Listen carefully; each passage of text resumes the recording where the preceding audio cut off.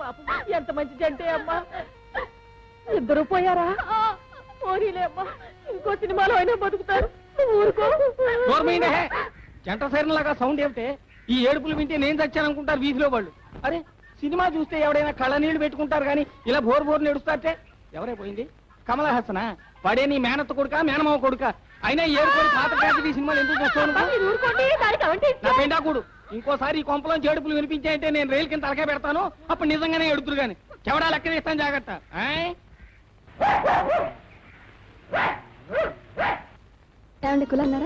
అంతా లాచారు. అసలు మంచిది ఇస్తావా? కాఫీ ఇస్తావా? 100 రూపాయలు ఇస్తావా? ఇవి త్వరగా. మళ్ళీ మా వస్తే పిచ్చి కుక్కలు అరుస్తాడు. అర్జెంట్ గా అవసరం వచ్చిందన్నా ప్లీజ్. ఒక్క నిమిషం ఉండండి. హలో సర్పరాజు. హలో కులాసైనా ఓ 5 ఉందా? నేను నీకు తెలుసా? తెలియదేమిటి? ఉందా? నాకు అవసరమే ఒకటి అనివ్వండి. ఇదిగో అల్లుడు, ఇదిగో ఆ కొక్కిరే వేషాలు ఆపి ఇట్రా. ఏం లేదు, ఊరికే తమాషా చేశాను. బాగున్నారు కదా? అసలు నీకు బుద్ధి ఉందటయ్యా? లేదులేండి, అదేమిటో మేమైనా చేసుకుంటాను. అఘోరించావు. నీకు ఉద్యోగం సంపాదించే వరకు నీ పెళ్ళాన్ని కలవడానికి నా గుమ్మం తొక్కడానికి వీలేదంటే మళ్ళీ ఎందుకు వచ్చావు? బుద్ధి జ్ఞానం లేవా? నన్ను మాట్లాడుతున్నారు కదా. నాకు ఓ రోజు వస్తుంది మావగారు, మీ అంతటా మీరే మీ పిల్లని తెచ్చి నన్ను పతిమారి నా ఇంట్లో దింపే రోజు వస్తుంది. అలా ఎండలో నిలబడకే నల్లపడతావు. రాయిలా. అమ్మా వాళ్ళు వచ్చేసరే. అదే అదే ఓడ. అవును బాబాయ్, అదే అదే ఆ పక్కతో డాక్టర్. అదేనా అత్తయ్య గారు మీరుకున్నారేంటి? రండి నాయన రండి. ఆ అమ్మాయి ఫోటోలు తీయించాను. ఆ ఆర్టీసీ ఆఫీసర్కి ఇద్దరు గాని.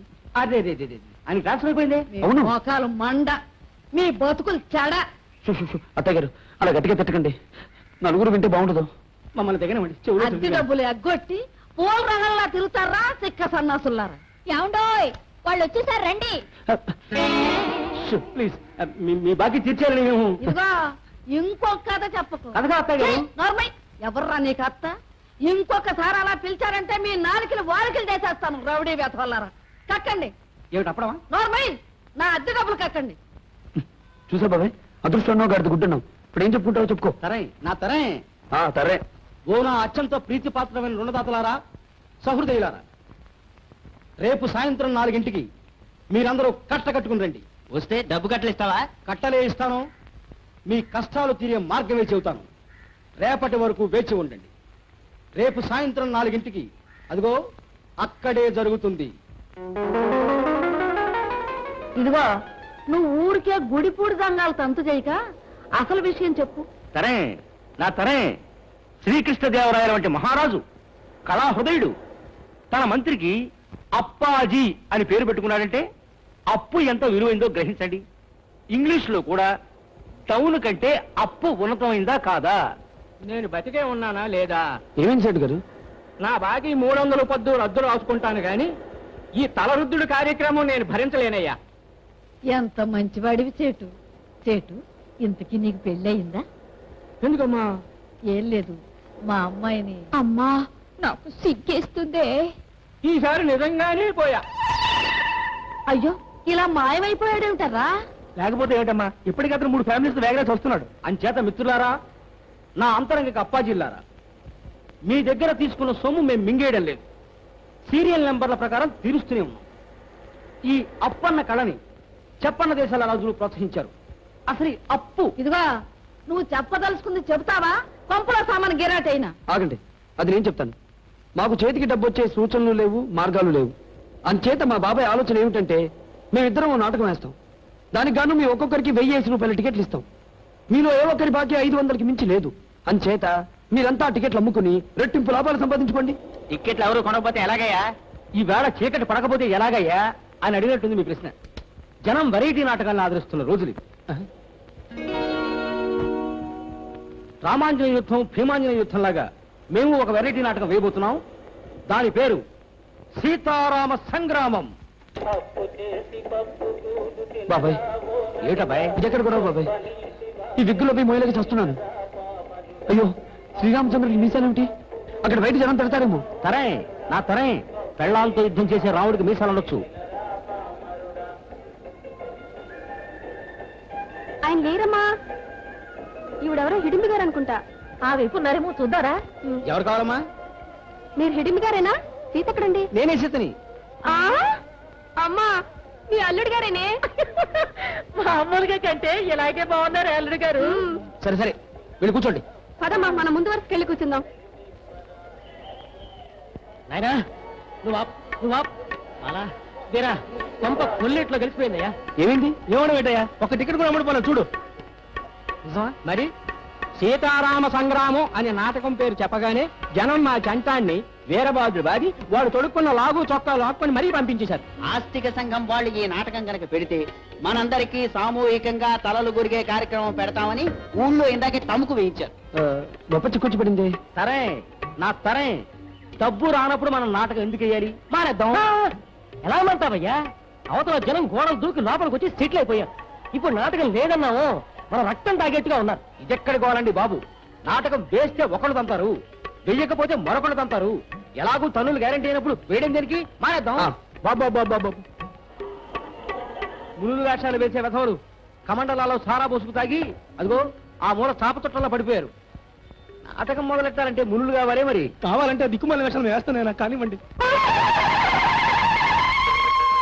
కళా సమితి ప్రథమ కానుక సీతారామ సంగ్రామం వినూత్న పౌరాణిక ప్రయోగం.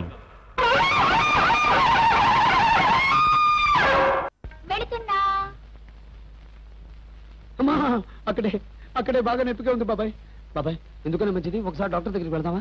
డాక్టర్ మన ఏసీ బెంచ్ కారులో వెళదాం పద. అరకు నీళ్ళు ఇచ్చినా 6 రూపాయలు ఇవ్వాలి. ఆయనే ఉంటే మంగలేదు కానీ ఆ 6 రూపాయలు ఉంటే హాయిగా ఫుడ్ తినేవాళ్ళం కదా. అమ్మా మరి నొప్పులు ఎలా తగ్గుతాయి? నా తరే వద్దు నీ బొడి ఐడియా లేవకు, నాకు ఓపిక లేదు. సార్ సార్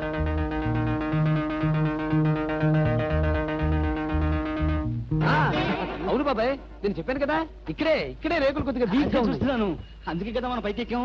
మీరు ఇక్కడున్నారా? అమ్మ దొంగ కడిపెట్టేసావే. అమ్మా అబ్బా బాబు, నా బాకీ పడుతున్నారా బాబు?